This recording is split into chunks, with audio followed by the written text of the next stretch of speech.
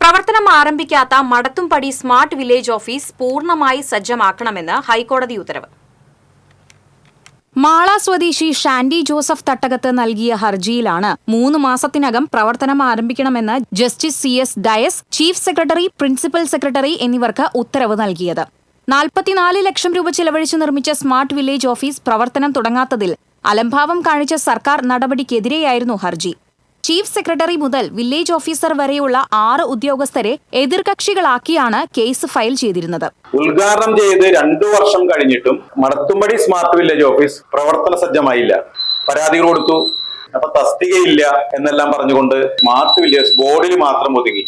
ഹൈക്കോടതി സർക്കാരിനോട് അതിലൊരു തീരുമാനമെടുക്കാൻ പറഞ്ഞെങ്കിലും സർക്കാർ വീണ്ടും തസ്തികയില്ലെന്നും ഗ്രൂപ്പ് വില്ലേജുകൾ ഇപ്പോൾ ഡിവൈഡ് ചെയ്യുന്നില്ല എന്നെല്ലാം പറഞ്ഞുകൊണ്ട് അതിലൊരു അനുകൂല തീരുമാനമെടുത്തില്ല. 2023 വീണ്ടും ഞാൻ ഹൈക്കോടതി സമീപിച്ചു. ആ ഹൈക്കോടതിയുടെ നിർദ്ദേശം അനുസരിച്ച് കഴിഞ്ഞ ദിവസം വിധി വന്നു. മടത്തുംപടി സ്മാർട്ട് വില്ലേജ് ഓഫീസ് അവിടെ എന്തെല്ലാം സൗകര്യങ്ങൾ ഒരുക്കുവാനുണ്ടോ അതെല്ലാം ഒരുക്കി 3 മാസത്തിനുള്ളിൽ ആ വില്ലേജ് ഓഫീസ് പ്രവർത്തിക്കണമെന്നാണ് ബഹുമാനപ്പെട്ട ഹൈക്കോടതി പറഞ്ഞിരിക്കുന്നത്. ജീവനക്കാരുടെ തസ്തിക നിശ്ചയിക്കുകയും വില്ലേജ് വിഭജനവും നടത്താതെ സ്മാർട്ട് വില്ലേജ് ഓഫീസ് ഉദ്ഘാടനം ചെയ്തതിനെ കോടതി രൂക്ഷമായി വിമർശിച്ചു. മടത്തുംപടിയിൽ 44 ലക്ഷം രൂപ ചെലവഴിച്ച് 1861 ചതുരശ്രയടി വിസ്തീർണത്തിൽ നിർമ്മിച്ച സ്മാർട്ട് വില്ലേജ് ഓഫീസ് 2020 സെപ്റ്റംബർ 15 മന്ത്രി ഉദ്ഘാടനം നിർവഹിച്ച അന്ന് തന്നെ പൂട്ടിയിരുന്നു.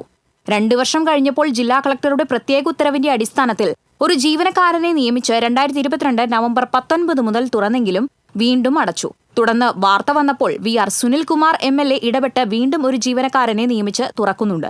ഒരു ജീവനക്കാരൻ മാത്രം ജോലി ചെയ്തപ്പോൾ നികുതിയും അപേക്ഷകളും സ്വീകരിക്കാൻ മാത്രമേ കഴിയുന്നുള്ളൂ. വൈദ്യുതി ലഭിച്ചെങ്കിലും മറ്റ് സൗകര്യങ്ങളൊന്നും ഇല്ലാതെ ആർക്കും പ്രയോജനമില്ലാതെ പേരിനൊരു വില്ലേജ് ഓഫീസായി മാറിയിരുന്നു. TCV news, Mala.